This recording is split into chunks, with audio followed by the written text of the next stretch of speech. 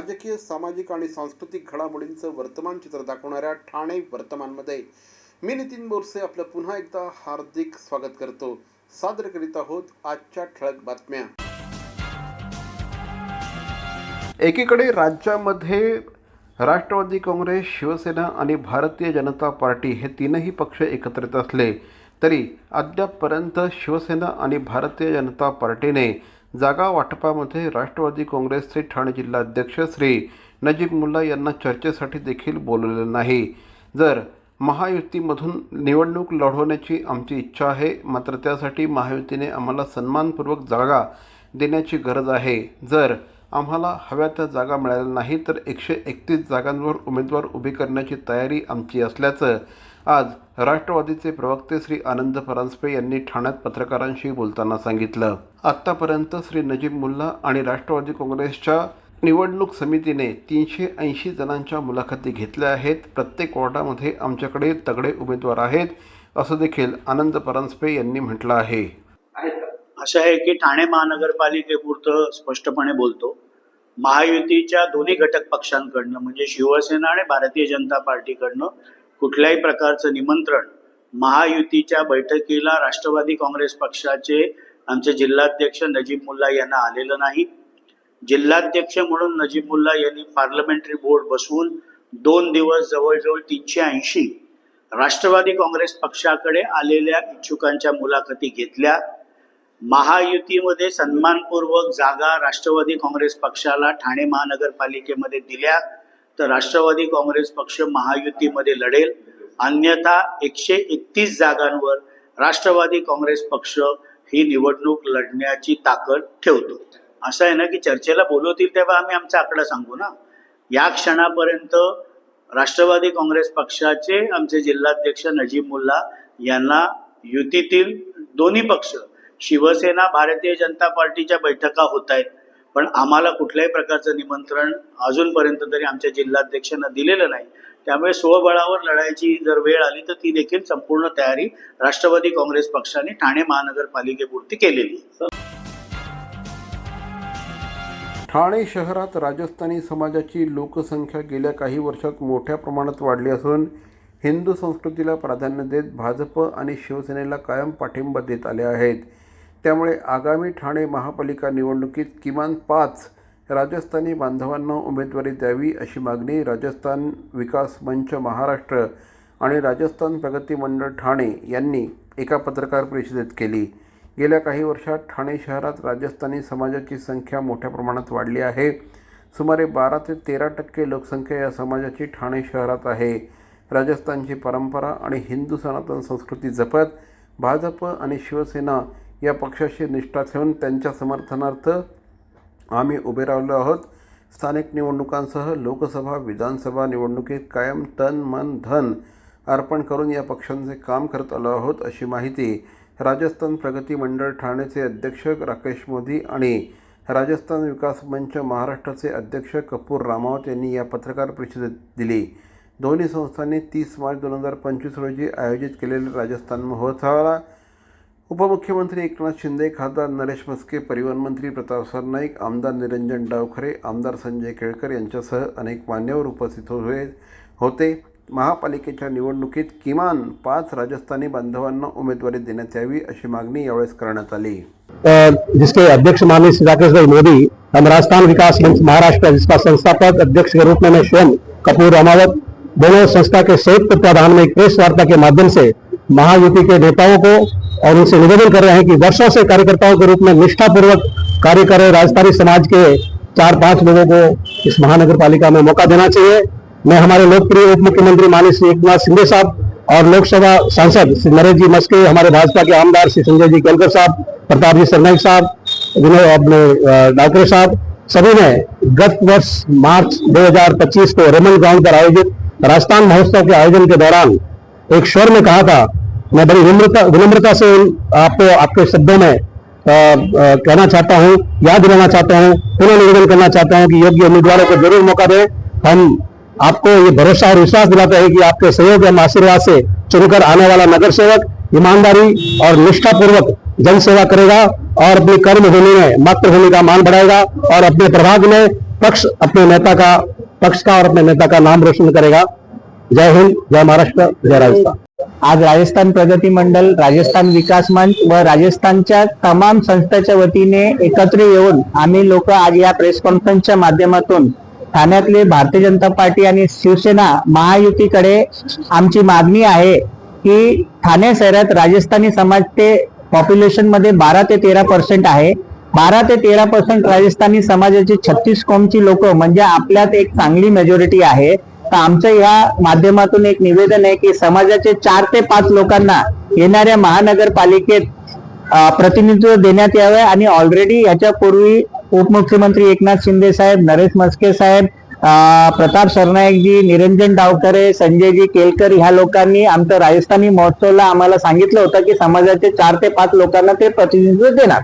तर आपल्या माध्यमातून हीच विनंती आहे की त्यांनी त्यांची कमिटमेंट पूर्ण करावी। समाजाच्या याच्यातून 4 ते 5 योग्य उमेदवारांना त्यांनी प्रतिनिधित्व द्यावा, जसे की राजस्थानी समाज पूर्ण ठाण्यातील एकत्र येऊन प्रत्येक वेळेमध्ये त्यांना व महायुतीच्या कॅन्डिडेटला निवडायला प्रयत्न करतील आणि आपल्या माध्यमातून आम्ही महायुतीला राजस्थानी समाज ठाण्यातलं पूर्ण समर्थन करत आहोत। महानगरपालिका निवडणुकीच्या तोंडावर उद्धव ठाकरे यांच्या शिवसेनेला भाजपने मोठं खिंडार पाडलं आहे। कल्याण ग्रामीणचे शिवसेना उद्धव बाळासाहेब ठाकरे पक्षाचे माजी आमदार सुभाष गणू भोईर यांनी भारतीय जनता पार्टीचे प्रदेशाध्यक्ष श्री रवींद्र चव्हाण यांच्या उपस्थितीत भारतीय जनता पार्टीमध्ये प्रवेश केला। शनिवारी सकाळी भोईर हे पदाधिकाऱ्यांसह मुंबईला रवाना झाले होते। यावेळेस आमदार संजय केळकर, आमदार निरंजन डावखरे, जिल्हाध्यक्ष संदीप लेले, त्याचप्रमाणे जिल्हा परिषदेचे सदस्य रमेश पाटील आदी मान्यवर उपस्थित होते।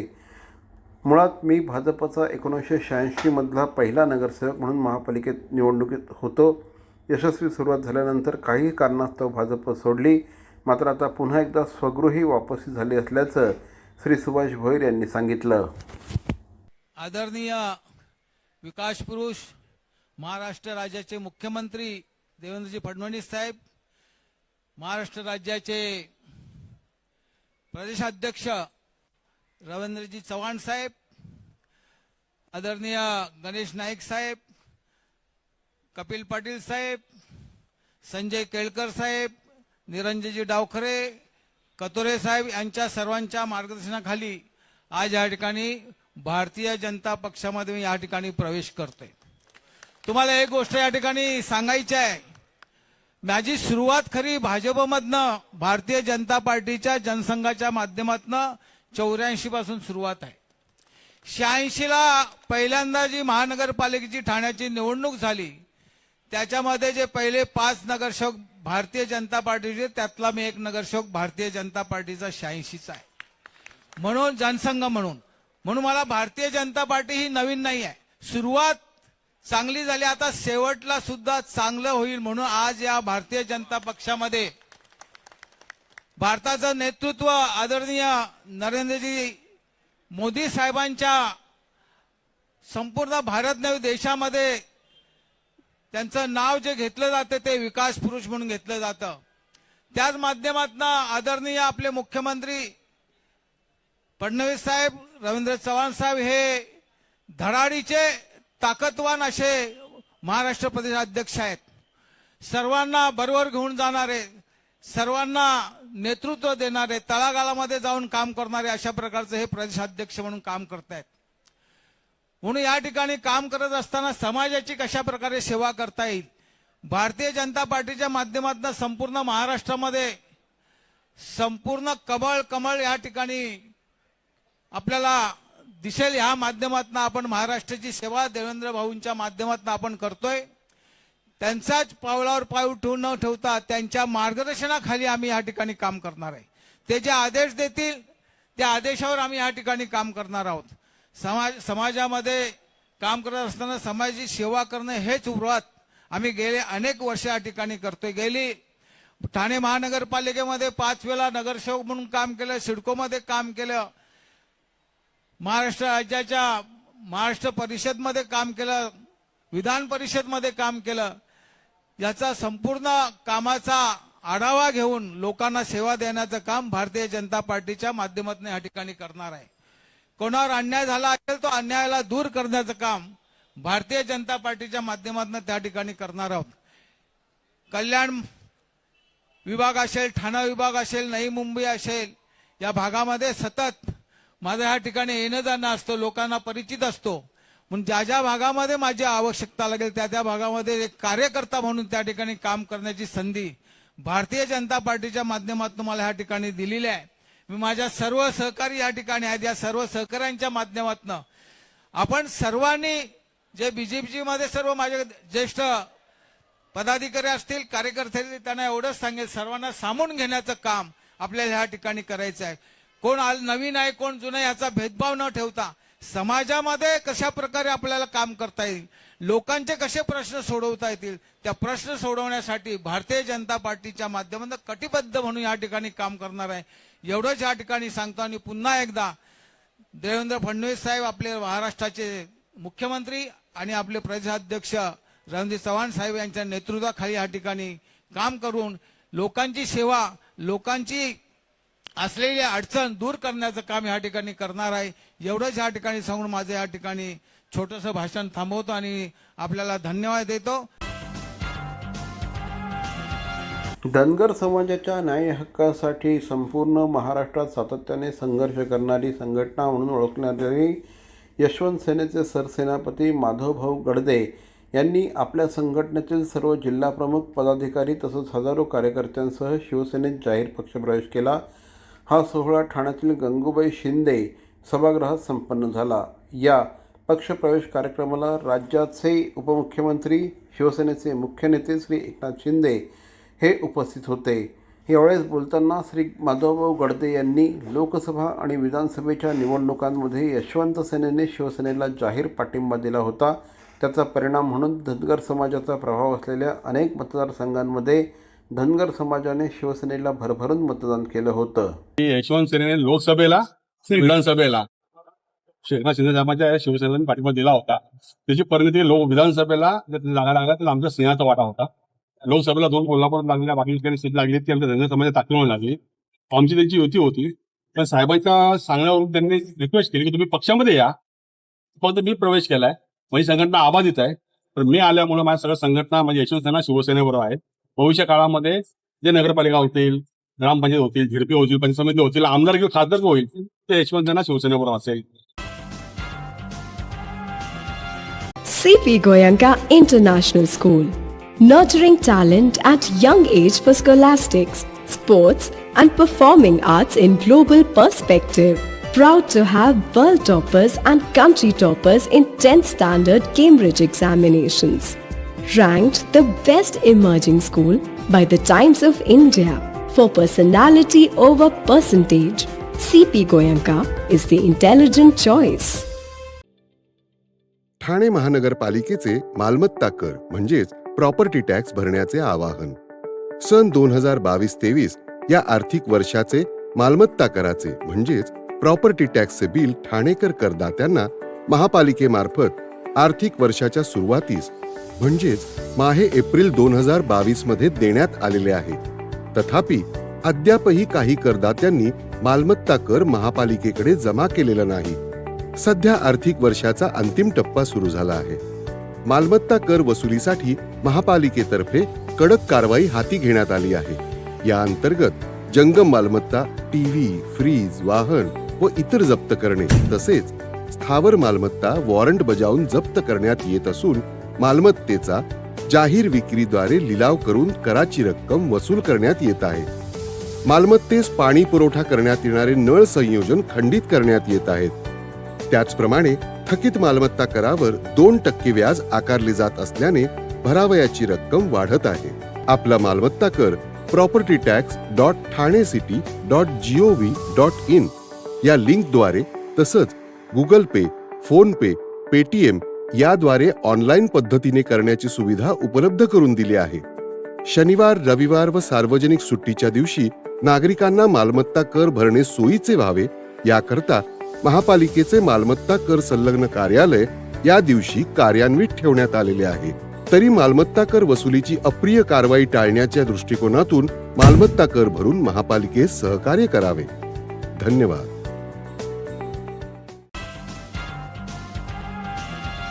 श्री अय्यप्पा भक्त सेवा संघमच्या वतीने 48वा मंडल पूजा वार्षिक उत्सव 2025 19 डिसेंबरपासून सुरू झाला आहे. या निमित्ताने विविध धार्मिक कार्यक्रमांचं आयोजन करण्यात आलं आहे. शुक्रवार 19 डिसेंबर रोजी या उत्सवाला सुरुवात झाली आहे. या निमित्ताने उद्यमन पूजा या कार्यक्रमाचं आयोजन करण्यात आलं होतं. यावेळी श्री सुभाष मेनन आणि इतर मान्यवर उपस्थित होते.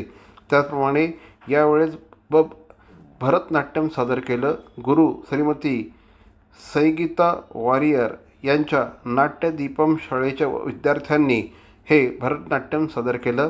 शनिवारी या ठिकाणी विविध धार्मिक कार्यक्रमांचं आयोजन करण्यात आलं होतं. सायंकाळी ओथ्थानुलल या कार्यक्रमाचं आयोजन करण्यात आलं होतं. कलामंदालम परमेश्वरम आणि त्यांच्या सहकार्याने हे नृत्यनाट्य सादर केलं. नमस्कार, स्वामी शरणम. मी रमेश पिल्ले, श्री अय्यप्पा भक्त सेवा संघ जॉईंट ट्रस्टर. आपल्या सर्वांना या उत्सवाला हार्दिक स्वागत करत आहे. आजपासून आपले उत्सवाला प्रारंभ झालेले आहेत आणि ते 29 पर्यंत चालणार आहेत. आणि प्रत्येक दिवशी वेगवेगळे कार्यक्रम असतात. आणि यावर्षी 2 दिवस आम्ही भंडारा ठेवलेले आहे, त्याने की 29 तारीख आणि 1 तारीख. त्याच्यासाठी सर्वांचं आम्हाला सहकार्य अपेक्षित आहे. आम्ही सर्वांना आपल्या मंडळाकडून आणि श्री अय्यप्पा भक्त सेवा संघाकडून धन्यवाद देतोय आणि सर्वांचा आभार मानतो. स्वामी शरणम अय्यप्पा. मेरा नाम शाजी पिल्ले है.